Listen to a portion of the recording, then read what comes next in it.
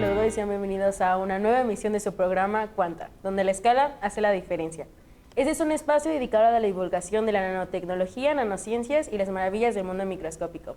Mi nombre es Jessica Valeria Romero Ruiz. Y yo soy Delia Guzmán Abonce. El día de hoy tenemos el gusto y el honor de tener con nosotros al doctor José Alberto Rodríguez Morales.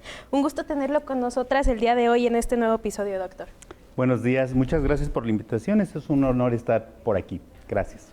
El doctor Rodríguez es un destacado académico y profesional en el campo de la ingeniería y la ciencia ambiental. Su trayectoria académica es notable, habiendo realizado un postdoctorado en Ciencias en Sustentabilidad en la Universidad Politécnica de Valencia, en España, y otro en Ciencias de la Ingeniería en la Universidad Autónoma de Querétaro.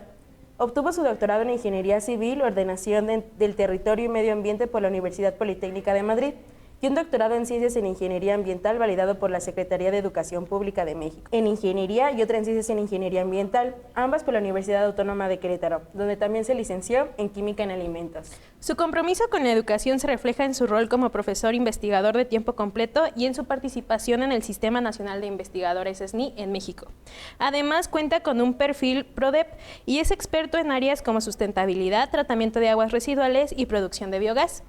Su contribución académica incluye la autoría de varios artículos y capítulos de libros, así como la dirección de tesis de licenciatura, maestría y doctorado. El doctor Rodríguez también es profesor en diversas disciplinas, en ingeniería y en la maestría de Ciencias y Tecnología Ambiental en la Universidad Autónoma de Querétaro.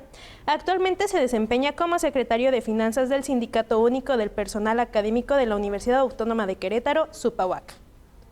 En esta emisión de Cuanta, el doctor Rodríguez nos compartirá sobre el artículo titulado Caracterización de comunidades bacterianas establecidas en un reactor biológico fijo para el tratamiento de efluentes domésticos. Para dar inicio a esta entrevista, doctor, nos gustaría saber qué tipo de tratamiento se utiliza principalmente para las aguas residuales. Ok, para el tratamiento de las aguas residuales existen dos tipos de tratamiento. Uno anaerobio, que es sin aire, en donde los microorganismos no necesitan el aire para poder degradar los contaminantes. El otro es de tipo aerobio, en donde los microorganismos sí necesitan aire para poder degradar la materia orgánica y así dejar clara el agua. Esos son los tipos de tratamiento que hay a grandes modos, a grosso modo. Cabe mencionar que hay más tratamientos, sí, pero en esto se basa esencialmente el tratamiento de las aguas. Acerca del funcionamiento del sistema, ¿qué es un reactor de lecho fijo y cuál es su función principal? El reactor de lecho fijo, como lo dice su nombre, es que el microorganismo busca un soporte en donde quedarse ahí, ¿sí? Ahora sí que, valga la redundancia, fijo, para que el contaminante en cuestión, la materia orgánica en este tipo de reactores, es que el contaminante vaya hacia el microorganismo.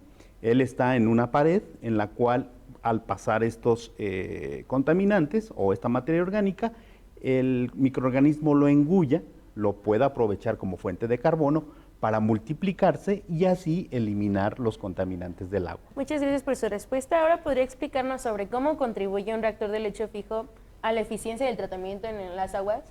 Muy interesante, fíjate, nosotros tenemos ya dedicándonos más de 15, 18 años sobre el lecho fijo. La primera pregunta que nos hicimos fue, uno, ¿el microorganismo será capaz de depositarte en una botella PET? Como saben, las botellas PET hace 20 años, pues obviamente cuando surge el plástico, pues las encontrábamos como material de desecho, ¿sí? Entonces nosotros nos hicimos la pregunta, ¿el microorganismo podrá fijarse en la botella de PET? Hicimos el experimento y nos vimos con esta sorpresa de que el microorganismo sí se podía fijar. ¿Qué ventajas tiene esto? Que un lecho fijo disminuye el tiempo de tratamiento en las aguas. ¿Por qué? Porque un reactor biológico convencional, que es aquel que no está no fijo, que anda por todos lados, que se mueve con la aeración y está por todo el tanque. El lecho fijo hemos comprobado y hemos, así lo dicen los artículos, bajado de 8 horas, que es el convencional, a 6 horas.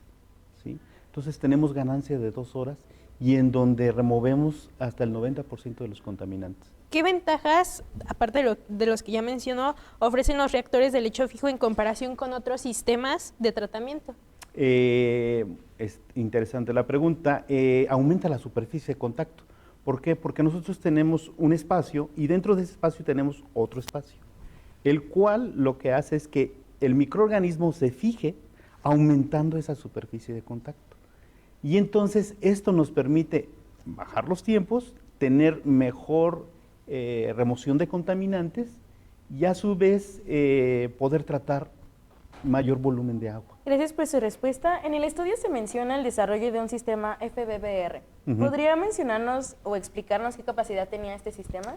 Este sistema se hizo en una planta piloto de 100 litros de capacidad con una serie de botellas PET que fueron conformadas como panal de abeja, debidamente ordenadas, y dentro de las botellas metimos más botellas, una botella de 2 litros, ¿sí?, de plástico, le cortamos la parte de arriba, metimos otra botella de 1 litro y dentro de esa botella de 1 litro metimos otra botella de 600 y así hicimos un paquete de botellas en donde los microorganismos se fijaron en las dos paredes, ¿verdad? Y se metió el lodo. ¿Por qué? Porque hay que decir que también había lodo en suspensión, pero la mayoría de nuestro lodo estaba fijado en las botellas PET. Entonces, nuevamente relacionando a la metodología del estudio, ¿durante cuánto tiempo fue que se mantuvo en operación el sistema de lecho fijo dentro del estudio, y cuál fue el agua que se usó? Este trabajo, déjenme mencionarles, es un trabajo de maestría de una chica que estuvo ahí, Mirel, en la maestría en Ciencia y Tecnología Ambiental, y siempre nos decían, ¿qué tiene el lodo? En todos los trabajos siempre la pregunta recurrente era, ¿qué contiene el lodo? Entonces nosotros decíamos, bueno, pues es que el lodo contiene bacterias, contiene enzimas, y por eso se lleva a cabo el tratamiento. Es un consorcio, ¿no? Pero era tanta la insistencia en que nos hacían en cada semestre que dijimos, pues vamos a hacer una tesis en donde contestemos esa pregunta de qué contiene el lodo.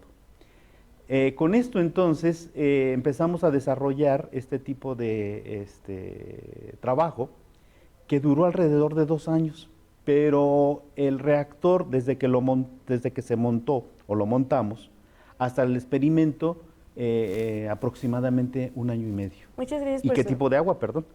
El agua residual doméstica, que son provenientes de las plantas de tratamiento de Campus Aeropuerto. Ya tenemos 5 plantas de tratamiento y llega el agua residual del campus en las diferentes plantas. Entonces nosotros agarramos de ahí el agua, por decir el agua residual, y lo metíamos a nuestro reactor y ahí llevamos a cabo el experimento. Gracias por su respuesta, doctor. Y justo tocando el tema sobre los lodos, ¿podría explicarnos sobre cómo se evaluó la diversidad microbiana que fue encontrada en este estudio? Este es un estudio muy interesante, fíjate. Como ustedes podrán ver, trabajo es multidisciplinario. ¿Qué quiere decir con esto? Que somos varios doctores que intervenimos en cada uno de este experimento. Déjenme decirles que nuestro colaborador, el doctor Campos de la Facultad de Química, fue el que se metió de lleno porque él es el que conoce a estos microorganismos. Yo a grosso modo voy a decir cómo se realizó, pero él es el experto en esto. ¿Qué es lo que pasa? Que nosotros empezamos a ver que había fijación de lodo en la botella. Entonces, ¿qué es lo que hicimos? Pues agarramos una pequeña muestra que se empezó a formar en el día 0, por decirlo así, y luego dejamos pasar un tiempo, agarramos otra muestra y al término del experimento volvimos a tomar otra muestra, ¿sí? Entonces, ¿qué es lo que hicimos? Que identificamos en el estudio alrededor de 10, 11 Filium, ¿verdad? Y que 8 estaban fijos y 3 estaban en el sobrenadante. De los 3 que encontramos en su mayoría, los voy a mencionar para no equivocarme, son las protobacterias, los bacteroidetes y los firmicutes, ¿sí? Esos fueron los que se encontraron en mayor proporción. Ok, entonces relacionando a la pregunta anterior, ¿Cómo es que estos grupos pueden llegar a afectar, ya sea dentro del sobrenadante o que estén fijos? Aquí existe una sinergia, una simbiosis entre estos consorcios, ¿sí? Vamos a hacer la similitud así en palabras llanas. Es como un zoológico, ¿verdad?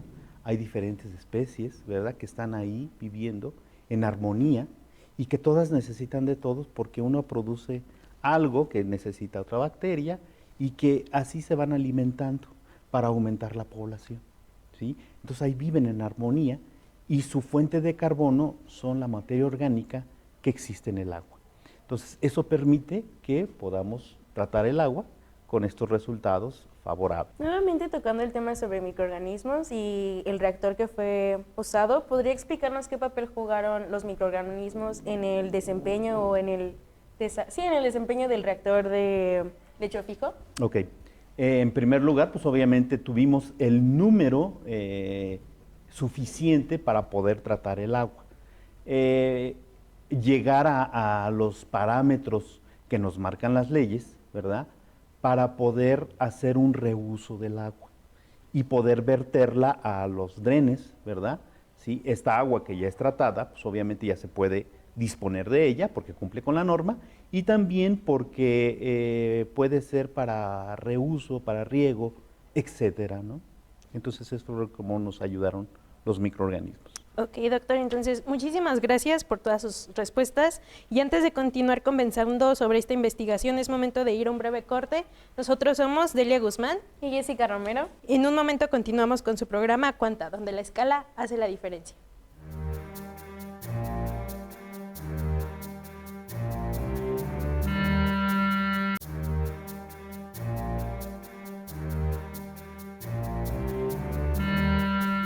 Y regresamos nuevamente mi compañera Jessica Romero y su servidora Delia Guzmán con Cuanta, espacio donde la escala hace la diferencia.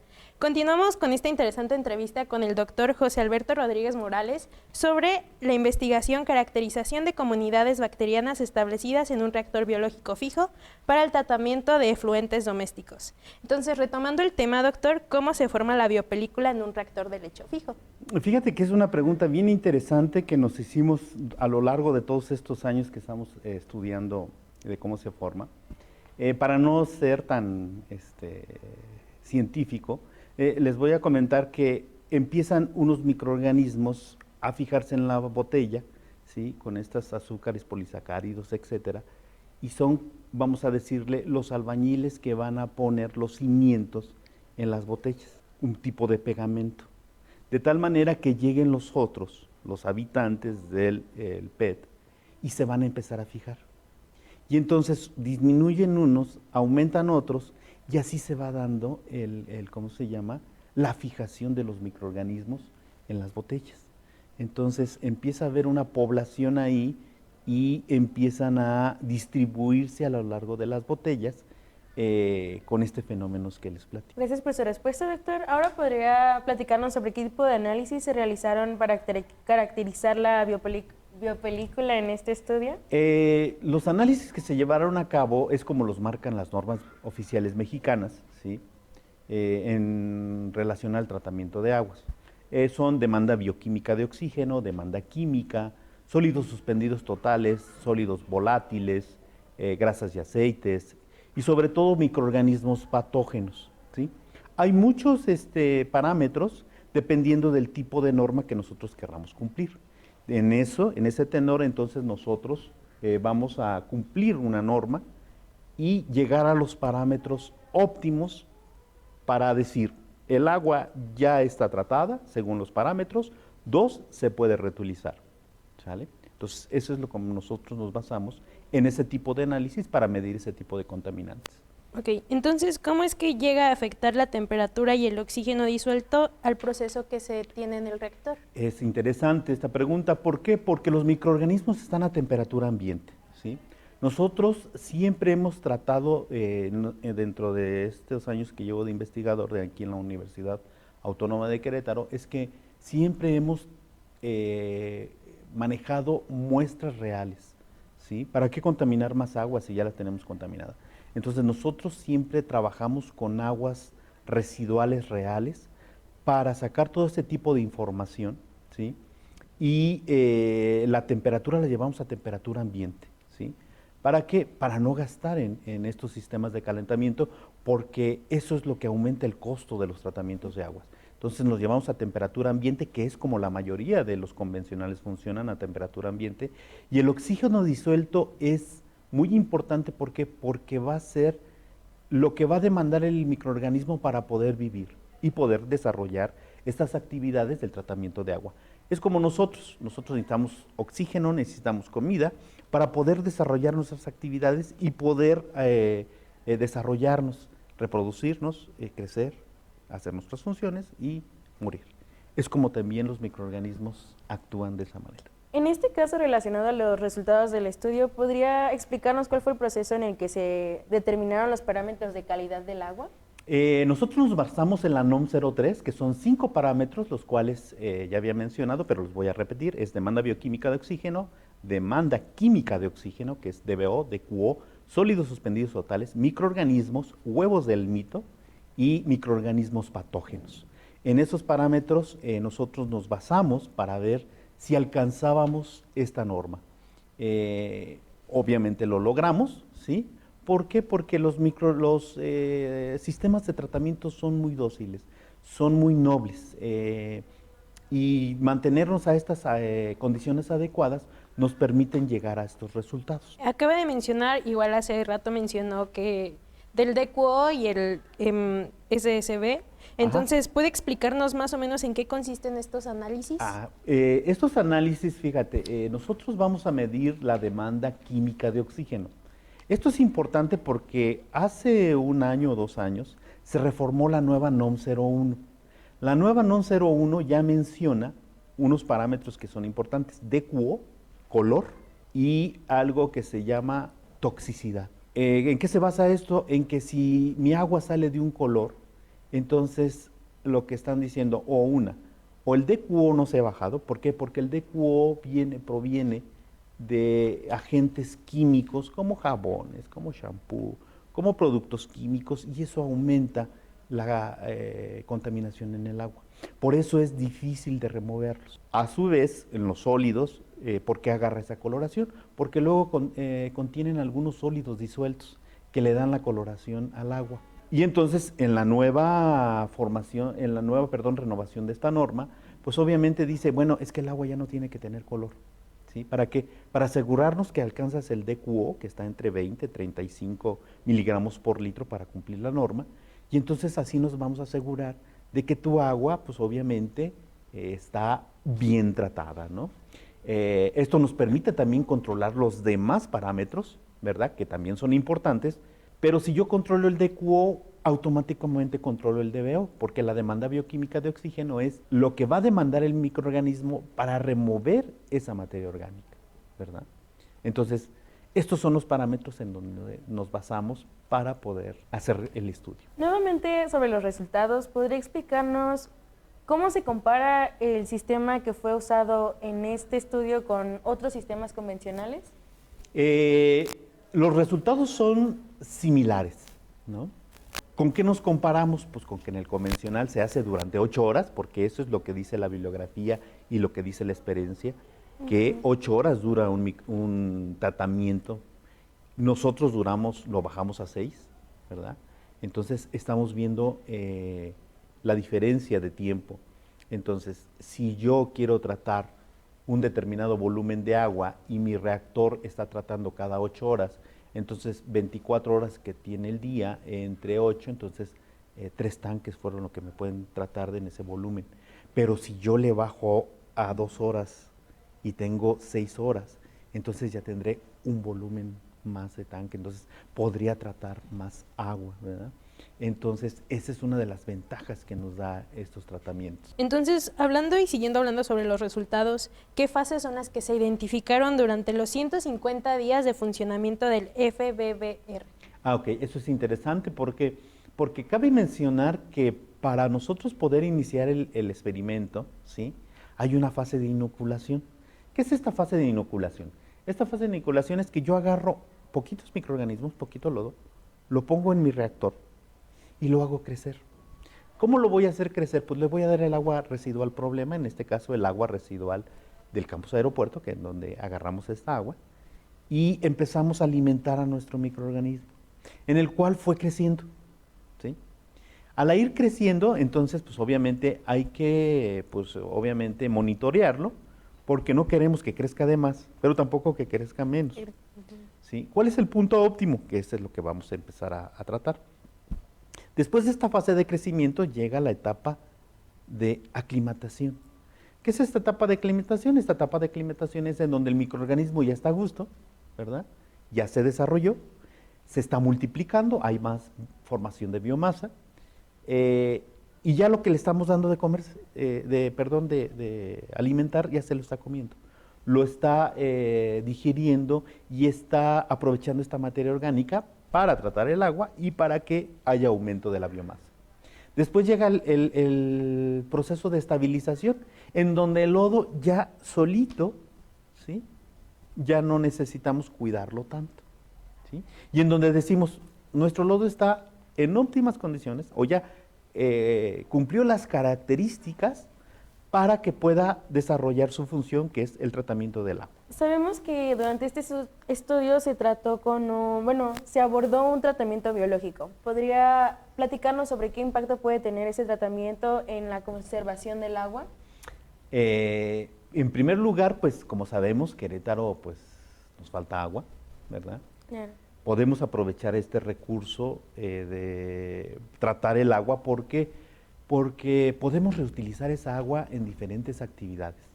Puede ser en riego, puede ser en lavar material, en lavar, no sé, un auto, en aprovecharlo de nuevamente, regresarlo al WC, no digo para lavar las manos, sino que para poder transportar los desechos biológicos, para lavar patio, y una serie de cuestiones para poder liberar ese volumen de agua potable y aprovechar nuestra agua reusada. Entonces, esa es una de las ventajas que nos da el tratamiento de las aguas para el vital líquido. Entonces, ¿puede platicarnos un poquito sobre los retos que experimentaron a lo largo del experimento? ¿Cuáles fueron los principales retos? Uno, que no se nos murieran los microorganismos, ¿verdad? Porque esto se dice así fácil, ¿por qué? Porque va a decir, no, el tratamiento de aguas es lo mismo. Es poner microorganismos, estar vertiendo agua residual y están creciendo. No, porque luego no sabemos si el agua residual doméstica, que es la que se produce en todas las casas, puede tener algún otro contaminante, ¿sí? Este contaminante puede afectar a nuestros microorganismos. Si mis microorganismos no les gusta lo que hay en el agua, no lo van a tratar. Y entonces el agua así como entra, así va a salir. Y entonces vamos a decir, mis microorganismos no sirven. No, no es que no funcionen, sí que no les gusta lo que están percibiendo para poder aprovecharlo como fuente de carbono. Es como nosotros, que a lo mejor no nos gustan las verduras, nos gusta la carne, nos gusta el refresco, pero no nos gusta el agua, entonces somos selectivos. Entonces eso es lo que nos gusta. La verdura, como no me gusta, entonces pues esta la dejo para que alguien más se la coma. Y así son los microorganismos. Si hay algo que los puede enfermar, también los puede, ahora sí que matar. Actualmente, ¿qué desafíos se presentan en el tratamiento de aguas residuales y cómo se abordan en este estudio? Los desafíos es que, uno, ya somos mucha población, bastante población, y se produce mucha agua residual. Dos, hay que entubarla y hay que mandarla a los tratamientos, ¿sí? También hay que poner no muchas plantas de tratamiento, sino las suficientes para poder tratar el agua que se está produciendo en agua residual, ¿sí? Y con esto, entonces, ya después hacer el tratamiento, ¿verdad? Que puede ser anaerobio, aerobio, etcétera, y aprovechar el agua para que lo podamos mandar o utilizar, y así poder hacer esto de la economía circular. Porque la economía circular en el tratamiento del agua es el mejor ejemplo que se puede plasmar en la economía circular, en esto dentro de la sustentabilidad. Bueno, doctor, y antes de despedir el programa, nos gustaría saber si quiere extender algún agradecimiento, además de preguntarle si desde su perspectiva como una activa participante en la investigación en la Universidad Autónoma de Querétaro, pudiera dar un último mensaje a nuestra audiencia sobre la importancia e impacto del desarrollo de estas investigaciones. Como les digo a mis alumnos, a mis compañeros, a los grupos de trabajo, de nano, de química, de todos en donde hemos participado, es que nosotros los invitamos a que cuiden el agua, a que hagan esa conciencia, ¿sí? Y que, pues obviamente, pongan su granito de arena para contribuir a esta recuperación del vital líquido. Muchas gracias. Agradecemos muchísimo la participación del doctor José Alberto Rodríguez Morales por compartirnos un poco sobre su interesante investigación. Valoramos en gran medida el tiempo que se tomó por acompañarnos el día de hoy y le deseamos a usted y a todos los colaboradores de este estudio muchísimo éxito en su futuro. Esperamos verlo nuevamente aquí en este su espacio. Muchísimas gracias a ustedes por la invitación. Claro. Mi compañera Delia Guzmán Abonce y Jessica Romero, su servidora, los esperamos en la próxima emisión de su programa Cuanta, lugar donde la escala hace la diferencia. Hasta la próxima. Nos vemos.